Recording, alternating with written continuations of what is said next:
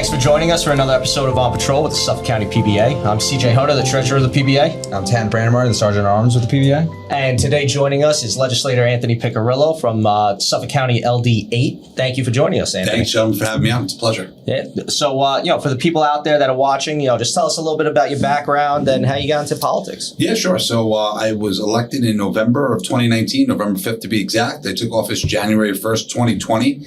And then, unfortunately, the COVID pandemic hit. So I actually only had sat in my seat at the legislature for 2 meetings before the whole world shut down. So it kind of got thrown right into the fire as I got elected. And we really focused on constituent services throughout the whole 8th legislative district, which encompasses Holbrook, Coatesville, Bohemia, Sayville, West Sayville, Bayport, and Oakdale.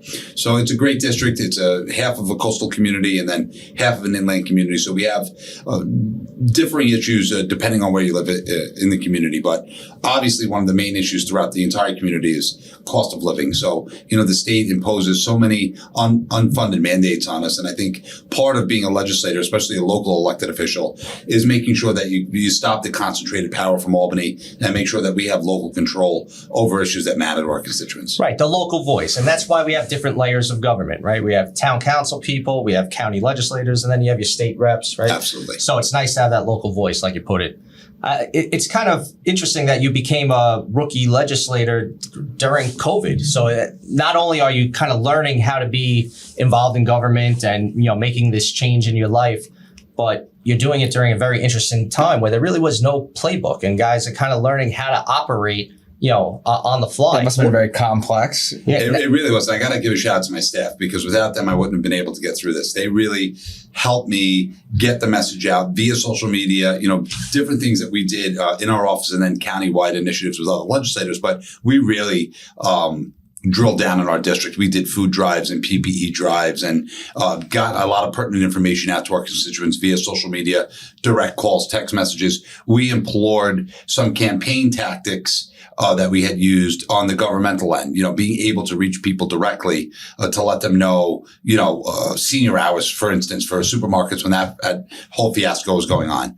And that was important to seniors. They wanted to get to the store first, be able to do their grocery shopping and come home. A lot of seniors didn't have access to PPE. So we were able to get there, make sure they had masks, gloves, et cetera, do what they had to do, run their errands, and then come back home and feel safe about it. So I think that showed, the community and even other elected officials, what we were doing and kind of emulate that to do a countywide initiative. It's so important to have good staff. I notice a lot of times our best legislators have great staff members around them who have been there for years, who have answers that maybe you don't have right away. They help you guys out. I think it's important to have those staff members. Absolutely. All of the girls in my office have master's degrees or above. I always say there's more degrees in my office than a thermometer. And I'm thankful for it. My chief of staff is Ivy League educated. And it's good to be able to bounce things off of your staff members who are usually, they're your first line of defense as an elected official, but they're also a voice to say, hey, listen, I know you're passionate about this, but have you ever thought about it this way? And I think that really makes for better legislation as you're going through the process of drafting up, bills that are going to affect 1.5 million people. Right. And a lot of these aides, sometimes they're the future legislators or future assembly people. Yeah, you yourself started off as an aide. I did. I worked for Legislator Flotterin and as his legislative aide. And I really learned a lot in that time period about the process of, getting a bill into committee, drafting the bill obviously first, but then getting the bill into committee, getting the bill to the general meeting, how many votes we need to pass this bill, who's it going to affect, can we get people to the legislature to take 3 minutes to tell the legislators how important those bills are.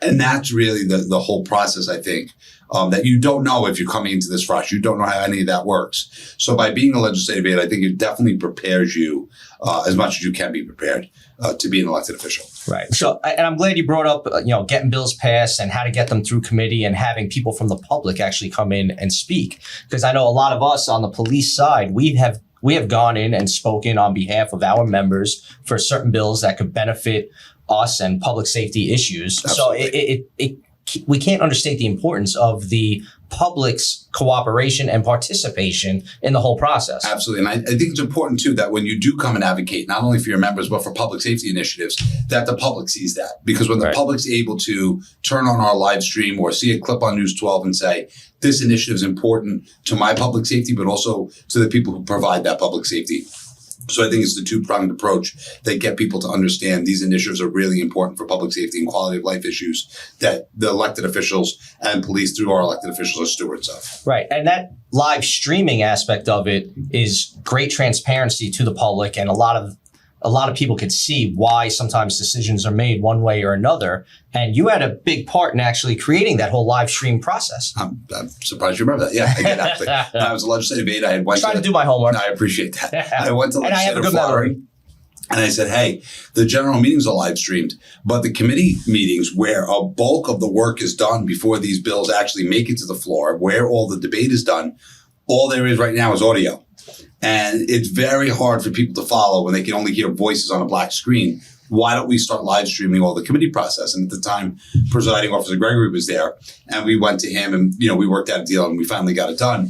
But that was an important step in, you said it first, in the transparency process of letting the public know, hey, we can watch the people we elected in action. Right. And that's really important, I think, for the whole process. Oh, absolutely. And like you said, prior it was just an audio recording. It's hard to follow, but you could also misinterpret things when you're hearing an audio only, almost like how text could get misinterpreted from time to time versus talking on a phone. Absolutely. Right. So you see mannerisms, you see, facial expressions, you see where things get stressed a little bit better on video. And when you can see two people debating and you can see the passion on both sides of it and then the final outcome, it really helps the public really understand what we're doing. The confidence level of the public must be much higher after being able to see it. Oh, absolutely. Yeah, we've had. Thank you for doing that. We got a bunch of calls when that first happened, because a lot of people can't make the meeting. So you know what they do if they come home and they're running their kids to sports and they're making dinner, whatever they're doing. They can say, I can watch this important part. I don't have to watch the whole meeting, but whatever parts are important to me, I can watch that later. Right. So that I think that's a good thing. And now every committee is aired on the live stream, right? Every committee is live streamed. Yeah. It's a great thing to have. And so speaking of the committees, you chair a couple of committees yourself. Right now, the Government Ops Committee, right? I think in the past, you've chaired the Cyber Attack Committee. I did. Yeah. So tell us a little bit about what's it like chairing a committee? Like, what sort of leadership role do you take when you're chairing a committee versus being just another member of the committee? Yeah, absolutely. Also, can you talk about how you become the chairman of a committee? Yeah. So obviously, when we took the majority after the 2021 elections, I had started in the minority, and I was just a member of these committees. I was on the Government Ops Committee, obviously, as a minority member, and I was on EPA as a minority member. And then when we took the majority, a lot of new people had come in. So they, in the beginning, leadership wanted to put people as chairs of these committees who had not only experience on committee, but had been elected already, because it is a harrowing task at first to try to understand the mechanics of all these committees. So I stepped up and I said, no problem, I'll chair both of these committees. And when I chair a committee, I always try to be even-handed with everybody, whether you're in the minority or the majority, Republican or Democrat. I always try to say, listen, you get your piece to say what you want. Another legislator will get their piece, and there's debate, let the debate be had. And when we're finished, we're finished. I try to be even-handed and not ever cut anybody off. Let's be open-minded. Yeah, absolutely. Let's not be ignorant and think we know everything. 100%. Because even if I disagree with somebody on the other side, or even if I disagree with one of my own colleagues on the Republican side, I think it's fair that their opinion should be heard, even if we disagree with it. And maybe we will find common ground somewhere where we can say, okay, let's move this forward, break this bill down, this piece we can all agree on, and then we'll work on the rest of it and try to get the best bill that we can. And I think it's really important throughout the committee process to debate these bills in an open and robust fashion. And I think that's how you get the best final piece of legislation that eventually will make it to the general meeting. Yeah. And I've noticed too, over the past, you've focused a lot of your stuff on public safety issues also. Absolutely. I know you were very much out there doing, Narcan trainings as we face this opioid epidemic here in Suffolk County. And we all know that the opioid epidemic leads to other crimes and other issues that we deal with as a community. Yeah. So, we're close in age. So I know you know this too. A lot of the people in our age group have unfortunately passed away from opioid epidemics. Yeah, no doubt. Growing up and watching kids that we were children with, and all of a sudden you're standing over them at their wake, and I'm saying to myself, what the hell's going on here? And then you get deeper and deeper into it, and you see how many people are affected from the opioid epidemic. And it's not just people our age, it's older people, it's younger people, it's men, it's women, it's children. And you pause and say, how did it get this bad? And listen, there's a lot of finger pointing to go around, but at some point we have to take responsibility and say, this is what we can do to try to prevent more of this from happening. And I think having a district attorney like Ray Tierney, having a police commissioner in LA, Kevin Catalina, really gives us as legislators the ability to go to them and say, how can we help you? Right. Let's get this done. I mean, Narcan is a big part of it, obviously, but it's really just a Band-Aid. We really have to hit this at the root causes, whether it's getting to the kids early before they're exposed to all this, or lobbying our state legislature to give us tools at the local level to give PD to tackle this epidemic. And I think you see that on the federal level now, especially with some priority policies taken at the southern border to stop the flow of fentanyl from coming over. You know, these are the issues. This is how you try to stamp out these problems, stop the flow from coming in, get the help, the rehab, all the stuff you can do on that end. And I think you can bring those numbers down and kind of cut the epidemic off the pass. Yeah, and DA Tierney has been a great representative of the people here in Suffolk County, up in Albany. You know, he's been up there, and we've joined him a couple of times lobbying on behalf of Chelsea's Law, trying to push, death by dealer laws, make sure penalties fit the crimes that people are committing. These people that are out there selling these opioids, they're just causing havoc throughout our communities. People are losing their children, their spouses. Why would you stop if there's no consequence to doing it? Right. And that's the problem. We are creating a consequence-free world for people that are looking to do harm to our friends, family members, and constituents. And if we don't reverse that trend, I think we're going to see bigger problems down the line. And, I'm glad you brought up, getting to these issues early in life also. I remember when we were growing up, we had the DARE program in school. And I used to love the DARE program. Yeah. It created this environment where kids weren't ignorant to what was going on around them. You had a little bit of an understanding of, at some point in time, when you're 11 years old, the cool 14-year-old might offer you something. And you might feel pressured into trying something for the first time. But they kind of coached you into having the courage to just say no. Yeah, absolutely. And I do feel bad for parents because this is a whole new world with cell phones and technology that we didn't have. I didn't have a cell phone growing up. So, that was kind of after I got into my early 20s, that all exploded. But, my mother always knew what was going on. And believe me, we weren't always angels, but she drilled it into us, stay away from drugs, and I don't know if both parents being out of the house, who's working, double to pay the bills because it's a very expensive place to live. Sometimes you don't have that constant supervision, and things kind of spiral out of control from there. Yeah, no doubt. I remember being told very early on, just say no to drugs. My parents wanted to make sure that I knew, don't be curious about this. You might try it once and maybe you'll think you're having fun, but the second time it could kill you. Yeah. Right? Why run that risk? We have one life to live. Absolutely. And now with the fentanyl crisis, one time can actually kill you. 100%. And I think that's the message we need to start pushing out to people, that this is not the 1990s or early 2000s. This is laced with a drug where, a gram of this drug can kill 300 people. Right. And I think the more we can get that into kids' heads, I think the less likely they'll be taking a chance on something that could literally end their life before it starts. Right. We have to make sure people are educated on this issue. I think they find out way too late a lot of times. Like most people don't even see it. They don't even know. Like I didn't even know what heroin was until I was like in college. Yeah. Already. That's honestly, you don't see it when you're a kid unless you're out in the streets and in areas where you really shouldn't be. Right. And then when the pill, especially with the pills came out, it's easy to swallow a pill. You don't have to prick yourself with the needle. Right, you don't have to break the pill up and it's snip less it. scary. All you have to do is swallow it. So that becomes another psychosomatic issue that, it's not really a drug. My mother takes prescription pills, or my grandparents have prescription pills. Well, with like the raves and stuff going to like taking ecstasy, you talk about pills right now, but then that evolves into something bigger and bigger. And then you get to that point where you don't even realize you didn't want to inject yourself with anything to begin with, but then you see a lot of people go down those roads where they're injecting themselves with a needle. Yeah, you got to be careful who your friends are also. And you have to be willing to tell your friends no. And, you need help and I can get you help, or who can I go to get you help? And I think that's another thing. Maybe we need more advocacy on that front, on a governmental standpoint, saying this is who you can go to get help. This is the centers available for you. We have a lot of non-for-profits and stuff that do this. And we work with all of them. So it's not a matter of how. I think it's just a matter of how do we get to these kids early enough where the minute they see something like this, they can pick up the phone or talk to their parents and say, I can get you to this place. I can get you help. Right. And a lot of the times, these people pushing these drugs are some of the gang members, right? We've had this MS-13 issue here in Suffolk County at this point for, almost the better part of a decade. And, you had brought up earlier working with partnerships with the federal government, trying to secure the border, state government, and utilizing all these tools and partnerships to try to fight off the issues we're having. One of those big things is the gangs, MS-13. And we've started having an open dialogue with Kash Patel. We're trying to build these partnerships with the federal government again. That's great. Just recently, the FBI arrested somebody on Long Island who's connected to 13 murders throughout the United States. So I'm glad you brought up working with all the other partners in government as well. So when we have these policy debates, and they most of the time, there are not all the time, but most of the time they fall upon party lines when it comes to some public safety issues.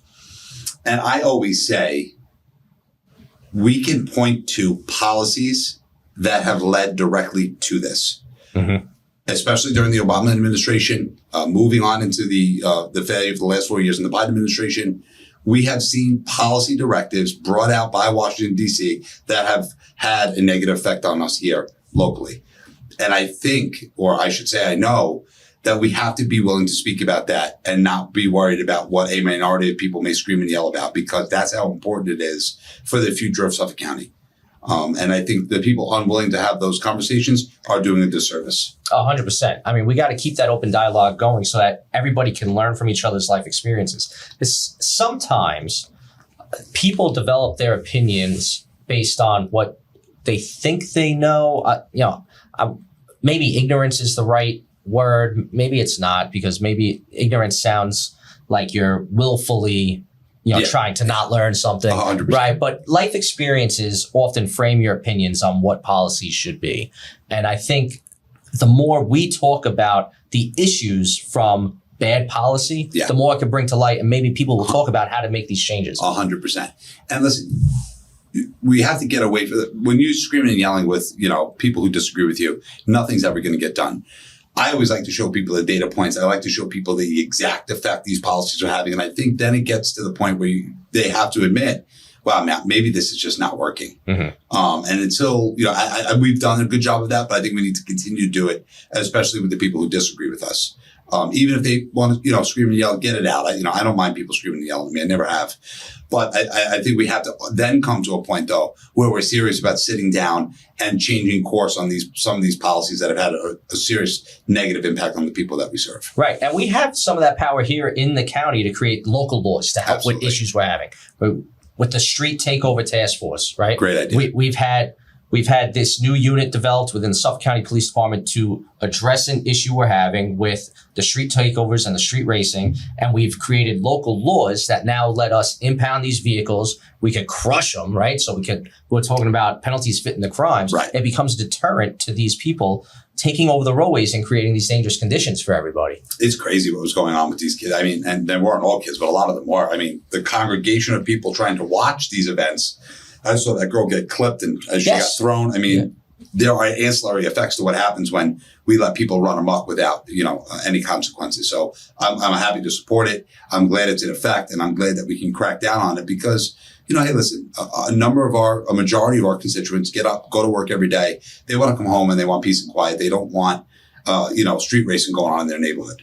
So I totally agree with them. So I'm glad that we can work, and like you said, have it fit the crime. Let's be able to impound the car to send a message. We're not going to tolerate this in Suffolk County. And these are the consequences for the actions that you're going to take. And if we could apply that in other places, if the state allowed us to apply that in other places, especially with bail reform, discovery reform, and a myriad of other things that they've kind of put down on us here as a county, I think we'd have a much better chance to deter some of the crimes that are happening. Absolutely. And these street takeovers are not just noise pollution. It's not just an inconvenience, but they're dangerous. You mentioned the clip of the girl getting clipped by a car.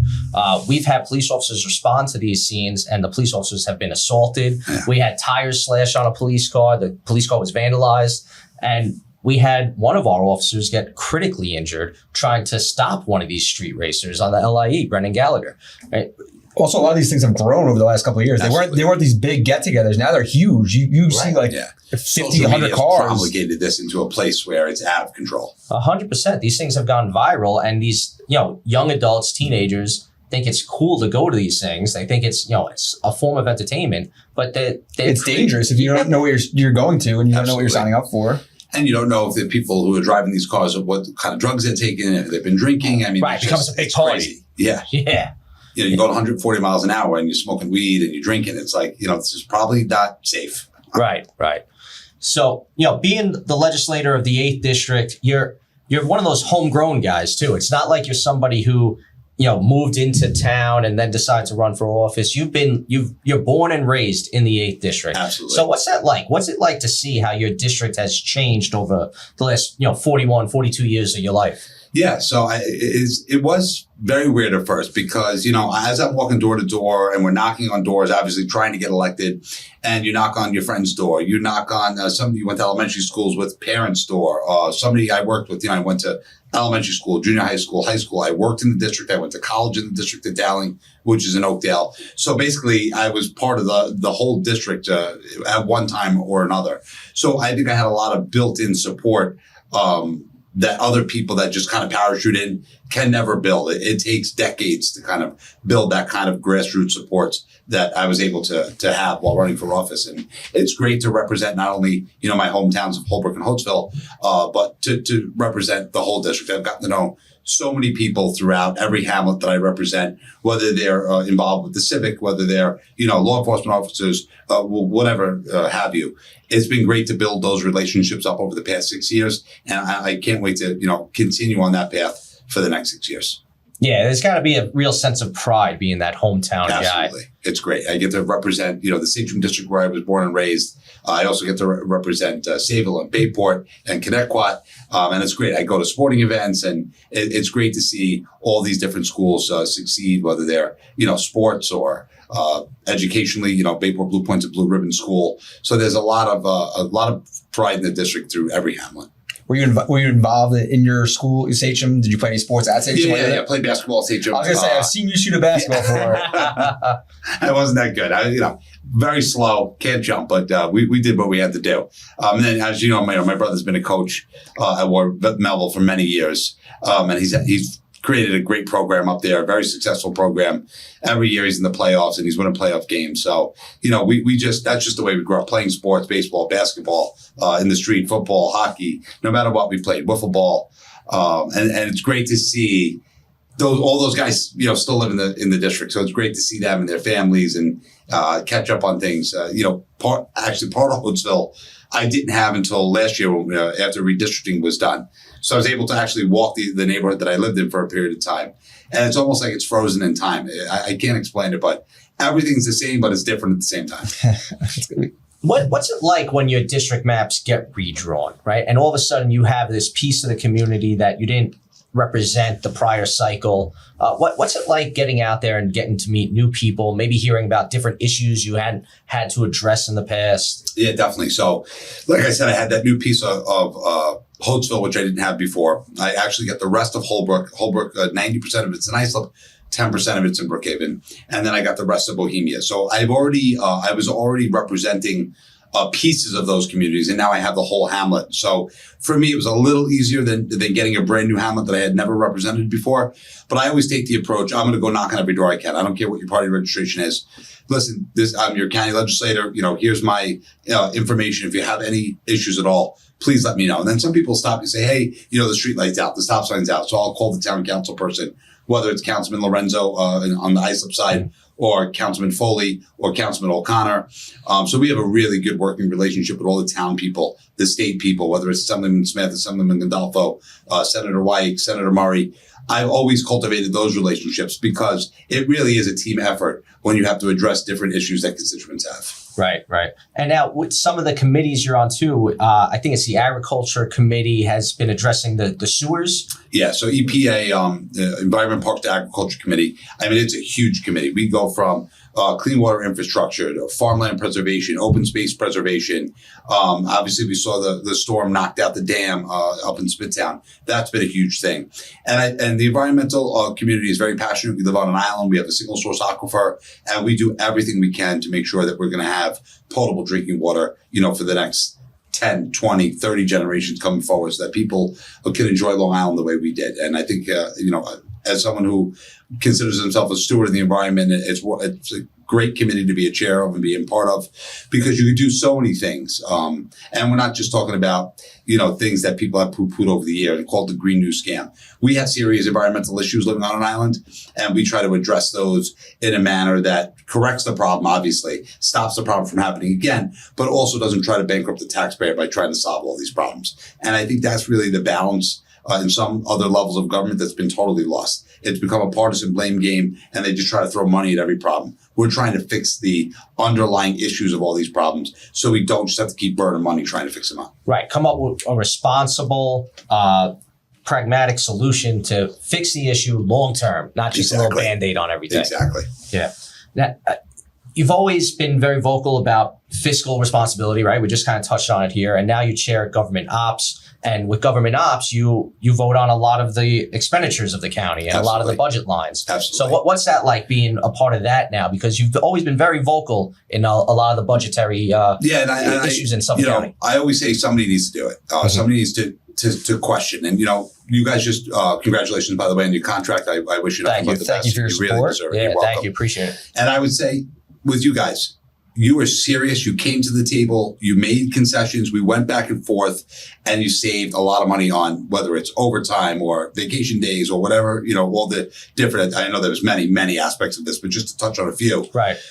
That to me, that signals these guys are really serious by getting this contract done, saving the taxpayers money, but also providing recruitment and retention tools as far as salary levels are concerned to make sure that we can keep the ranks filled. And to me, as somebody who really watches dollar and cents, I have to make the decision. You know what? The due diligence was done. The tax saving is there. We have to proceed. And that's my approach to almost any part of government. Yeah, we appreciate that. And we know you've always been very vocal in anything you've opposed or didn't support, didn't feel was right. So we definitely appreciate having your support with this. This was a long process that ended up being a compromise that both sides could be happy with. How helpful was it having County Executive Romaine at the top of that, taking care of it from as far as a negotiation standpoint? Then you guys get it. Like, how did that guys give you a sense of?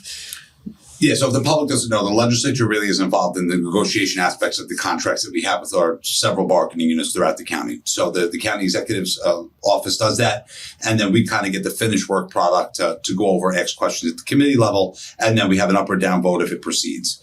And I tell you, because County Executive Romaine was once a legislator, I think it gives him a different approach of how to deal with 18 different personalities around the horseshoe. That makes a lot of sense. How to approach them in a pragmatic way where he understands the needs are so different throughout each 18 districts, but also the overarching needs of the entire island.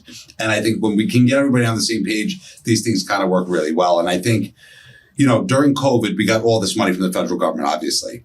And we saw other municipalities, whether it's New York City, Albany, or cities around the country, burnt that money up right away. Right. We sat down and we said, it was right at the end of the Malone administration, so we were kind of dealing with the transition and the Malone administration plus the Republican majority in the legislature, and said, we don't want to do that. We don't want to burn this money up. We want to be able to pay down our pension debt, pay off our deficit, put money into reserves, put money towards clean water projects, put money toward clean water infrastructure, put money toward public safety, and then we could use the money that we're collecting through sales tax, through property taxes, and kind of build the buffer that we need to run this government long term. We were able to turn $150 million deficit into almost $1 billion surplus by using this method. Now, listen, we got a big gift from the federal government. I mean, no argument for me, but it's what we did with those dollars, I think, that were important. I think we showed the taxpayers and the citizens of Suffolk County, this is how you should run government. You shouldn't just continue to incinerate taxpayer dollars on pet projects, on, promises. Let's do this in a sound, pragmatic, fiscally responsible way where we can build long-term growth and not have to worry about having another crisis. Yeah, it was really great to see how everything was able to come together on this, and how, like you said, fiscally sound, responsible solutions to long-term problems. And I think one of the things that our membership in particular appreciates too is how the legislature and County Executive Romaine's administration have been so open to addressing our manpower issues and other officer safety issues that we've been dealing with in the Suffolk County Police Department for years. Absolutely. Yeah. Absolutely. Because it's paramount. Officer safety is paramount. We can't allow our officers to be put in situations where it's going to become even more dangerous than it already is. Obviously, there's a danger to being a law enforcement officer, and you guys understand that, and you sign up for it, and God bless you, because not everybody does. But you should always have the government behind you protecting you. And we don't see this in other places in the country. And I think that's why you see so many people just leaving law enforcement altogether. And we want to kind of cultivate this sense of not only are we going to give you the tools necessary, but we're going to make sure we always have your back. You're always fully funded. You always have the tools necessary to do this job. And I think that sends a signal to other municipalities. Hey, they can do it in Suffolk. Why can't we do it here? And I think that's how you kind of foster the change that's needed. We have to give you guys a lot of credit because I think that you guys do a tremendous job of coming to us when you guys think there's a need in your community. Absolutely. That you want to fight for us. Hey, we need more officers over here, or we need more officers on Fire Island from some of the legislators. Yeah. But I even think when there's big incidents that happen, sometimes Newsday covers a story or News 12 covers a story. I haven't really seen from the legislators, and especially you've always been very supportive of our guys, making sure you get what actually happened, the story first, the full story, before you just come out and say something. I think that's a very important in your position because you hold a lot of influence and power over the constituents. Yeah, exactly.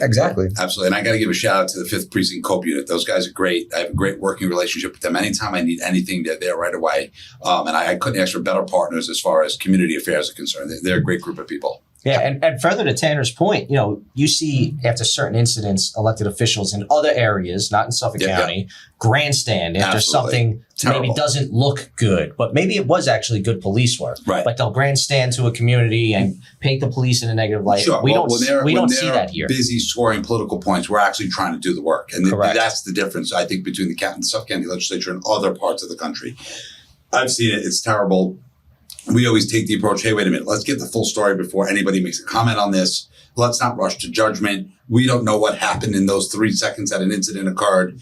So let's speak to the people on the ground. Let's speak to the command staff, and then let's put out a joint statement or, after consultation with the county executive's office. So I think that partnership with the county executive office, the legislature, law enforcement in general, I think that's what we fostered here in Suffolk County. I think it's been very successful. And it's really shows, like I said before, shows other municipalities how they should proceed forward. Now, they may not do that, especially in other places in New York, but I think it shows that our residents that this is not New York City. This is not upstate New York. Suffolk County is a different breed, and we're going to continue on this path to make sure we have that synergy working. I think what you just said really points to that. The relationship you have with the 5th Precinct guys, that you can call them out on our podcast and give them credit for the work that they do. It means that you're actually out there with them, and you see what they do, and you have that relationship with them that you can go back and forth and get some intel on what's going on in your community, and also they're helping you by taking care of these things. Absolutely. It's a great relationship. And I always say I'm so blessed to have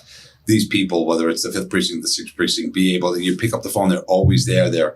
They're courteous. They're looking to help you. And it's a wonderful relationship. Yeah, I think it's a common sense approach to maintaining the quality of life we've grown accustomed to here in Suffolk County. Absolutely. Right. And people pay for that quality of life, and they expect it. And they expect us to do the things necessary to make sure they're addressed, in a timely fashion. There's one thing, you call your legislator, he gets back to you a week later, it takes a month for it to get done. If you call my office, there's a good chance within 48 hours you have a return phone call, there's a letter in the mail, and if it's not a county issue, we don't refer the person, we refer the problem. So we'll call the assemblyman's office, the senator's office, or another legislator if it's out of our district, and say, hey, can you guys get on this right away? This person has X problem and we need it solved. And that's how I do it. I know that's how my colleagues do it. And I think that's just, another thing that other elected officials should take notice of. You should want to do this job. Suffolk County has full-time problems. We need full-time elected officials to answer those problems. Yeah, and I think that timeliness goes a long way with the constituents feeling confident in their representatives. Absolutely. Listen, my constituents are great. I usually have very big numbers when I run. And I have a lot of Democrats who cross over and vote for me, even though I'm a Republican conservative. But it's great to be able to have those conversations because I know these people personally. And I've been accused of being too partisan by some Democrats, and I've been accused of being too bipartisan by some Republicans. So it's kind of like I always tell newer elected officials, you'll never make everybody happy. Right. You have to do your job. You have to do what you think is right. And at the end of the day, you have to be able to live with the decisions that you make. And that's the hardest part of the job. And that's got to be almost a big compliment in a way too, that you're almost too bipartisan, right? Because you're open-minded to the conversations of issues. Absolutely. Right? I mean, we were just talking about the agriculture and, the water quality. A lot of people typically associate that with a Democratic issue, right? But here in Suffolk County, the Republicans are very in tune to what's going on with our environment and agriculture. Oh, yeah, absolutely. And listen, like I said, if you agree with me all the time, you should seek help. Right. Because nobody should agree with everybody, 10 out of 10 issues. But if we agree on 3 out of 10 issues, let's work on those 3 issues. If it's 7 out of 10, let's work on those 7 issues. And I think that's how you build a bridge to the people who may not totally agree with you to say, hey, he's not a bad guy. I disagree with him on some issues, but I'm still going to support him because on these 3 or 4 issues that are really important to me, he's made a concerted effort to seek me out, to speak with me, and to find common ground. I'm sure that buys you a good grace with some of the other issues that maybe you disagree on, and Yeah, you can work towards closer to getting a resolution for some of those as well. 100%. And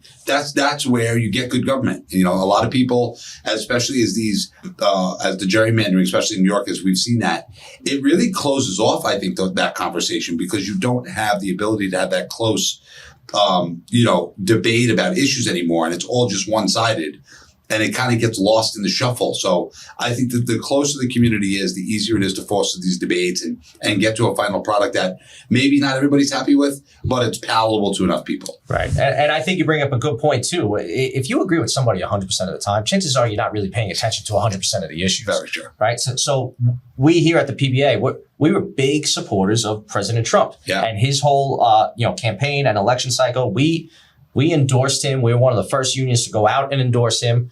But one of the things to keep in mind now as the administration is going on, we are a labor union. So one of the things that I've been a little critical of is the way his administration has treated the federal workforce. I'm all for trimming fat, get rid of wasteful spending, Sure. But I think there's a way to do that without putting the federal workforce in a situation where every day they're worried about losing their job. They can't work in a comfortable environment that way. And I think you need, to go out and the messaging needs to be better, but the process needs to be a little better as well. Yeah. If they're going to go down the roads they're going down, I understand they were elected. They have to make these decisions, but have conversations with people. People are human beings. Have conversations with them.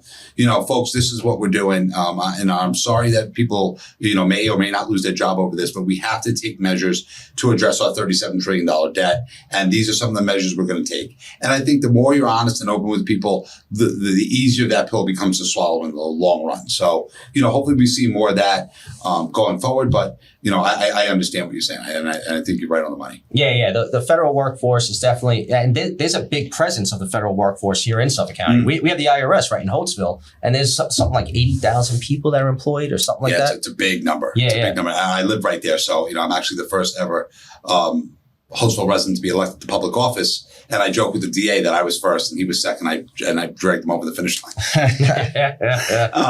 But that IRS and that, that's actually what was one of my elementary school bus routes was past the IRS. And we used to turn around and then go to elementary school. So that building's been there forever. A ton of my friends' parents worked there growing up. So it's going to be something. I mean, I know the IRS is expecting many layoffs, and actually I saw that building might be for sale. Oh, wow. And I always think, if that building's not there, what goes there? So, there's a lot of different things that can happen when you make decisions like that. So I'd like to see, what's down the road for that building. Yeah. I think and like you said, the open dialogue, the common sense, let's trim the fat. Let's get rid of wasteful spending. But there's a way to do it without putting the workforce through I agony. totally agree with that. As a common sense conservative, you have to appreciate the process because the process is what leads to better government. And you really have to defend that process, whether you're a Republican or you're a Democrat. And I say this to people in committee, the process of what we do here is more important than our political party. So we have to follow it, especially during the cyber attack committee. I thought, first time in 40 years that this county legislature swore people in under oath to give sworn testimony. And I was very cognizant of the fact that this cannot be a partisan blame game. We have to swear people in, ask the questions that are pertinent to this investigation, and then end it. I didn't issue any press releases as chair of that committee. Right. I didn't go on TV, pointing fingers at people. I felt the work was better to be done at the committee level in public and then leave the testimony as it was given, not to try to put political spin on it. Because I didn't think that would get us to where we needed to be as far as the answers and the process to make sure that did not happen to the county again on the cyber. And that was such a big deal too. I mean, it was huge.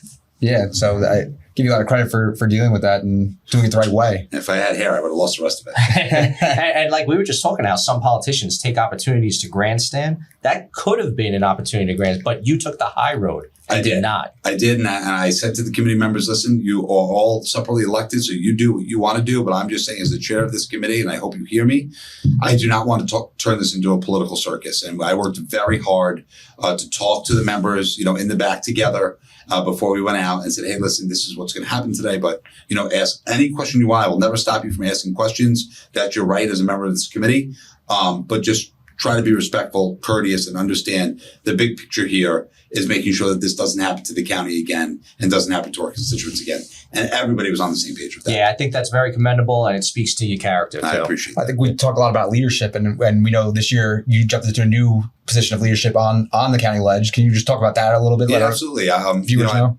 I was approached by leadership to be the majority whip. And for those of you who don't know, the whip is the person who whips the votes on important topics throughout the county legislature. And one of the first, obviously, one of the first big ones we did was your contract. And we were able to get a unanimous vote in the county legislature. And the only person that didn't vote was absent because he was ill. So Right. It wasn't a no vote. So, I'd say a successful first big vote as the majority whip to get a 17-0 vote. Yeah. We have to agree with that one. We surely do. I mean, Yeah, that was that worked out pretty well for everybody on both sides. Absolutely. And I'm happy, we can now move on to pressing issues that are affecting the force and affecting your members and making sure that, we do what we need to do on the governmental level to make sure your members know that we're there for them as well. So what do you consider like maybe your hot topic right now? Like what are you focusing on or working towards changing or implementing going forward now, maybe in the short term? Yeah, so obviously taxes and cost of living are always the biggest thing that comes up. And I always try to explain to people, your county taxes are some of the lowest actually in the whole state. If you look at your tax bill, obviously, as we know, school taxes are at the top, and then all the different districts that you're taxed at throughout your tax bill. But for what you get for your county taxes, whether it's DSS, police, county government, all the essential services that are provided, is a fraction of what other levels of government are charging. So I always try to remind people that when they talk to the county officials about taxes and cost of living. Obviously, we got rid of the red light camera program after another common sense approach was taken. It was put out as a safety program. And then we noticed that there were more accidents occurring than accidents being stopped. And I, as a critic of the program at the beginning, I said, well, I need to see all the data before, I say any more about this. So it came out and it said accidents with injuries at 34 out of 100 of these locations were 100 times more than they were before the camera was installed. So I turned around to my colleagues and I said, hey, listen, this is coming up to be reauthorized again for the third time. And I think we need to take a long, hard look at what's happening here and say, is this producing the public safety that they told us it would? And the answer is no. And we saved taxpayers on that realm, almost, I don't want to say an exact number because I'm not sure off the top of my head, but it was tens of millions of dollars. So that's one thing. But for as far as other issues outside of, cost of living, the environment is a huge issue. Clean drinking water to everybody in Suffolk County, no matter what your political affiliation is, you want to be able to turn on your tap and know you can put a glass under that tap and drink it after it comes out. And I have to give a lot of credit to Suffolk County Water Authority. They take a lot of steps in conjunction with the legislature to make sure that water is treated and tested before it's ever able to come out of your sink. So, I'll give a shout out to Suffolk County. We take that for granted a lot too, because you go to other countries like 100%. comes down south, and you're not drinking their water now. Yeah. First time I was in Mexico, I didn't, I wasn't a world traveler. I had just gone on vacation. And as we were getting off the bus to get to the resort, he goes, make sure you brush your teeth with bottled water. And I was confused coming from a place where I could just turn the faucet on and brush my teeth or drink it or, make ice or whatever you may do with tap water. But obviously it's always tax and cost of living, the environment, public safety is always in the top three polled questions when we do polls throughout our district, always right up there in the top three. And people are rightfully concerned about public safety. I always tell my constituents, we have to continue on the path we're currently on to keep Suffolk one of the safest suburban counties in the country. And they see what goes on in New York City and they see what goes on in Chicago and you see what goes on in other major cities and how that's having an effect on the counties around those cities. Luckily we have Nassau, which is kind of a buffer before you get all the way out to Suffolk County. So they have to deal with a little more of what happens to the city spilling over this way. But even Nassau is one of the safest places in the country because of the work by the Nassau County Police Department. So I think there's a synergy there between the suburban police departments understanding and the local governments understanding that we have to push back against some of the looser are laws that New York City is promulgating, and that we don't tolerate that over the borders of our counties.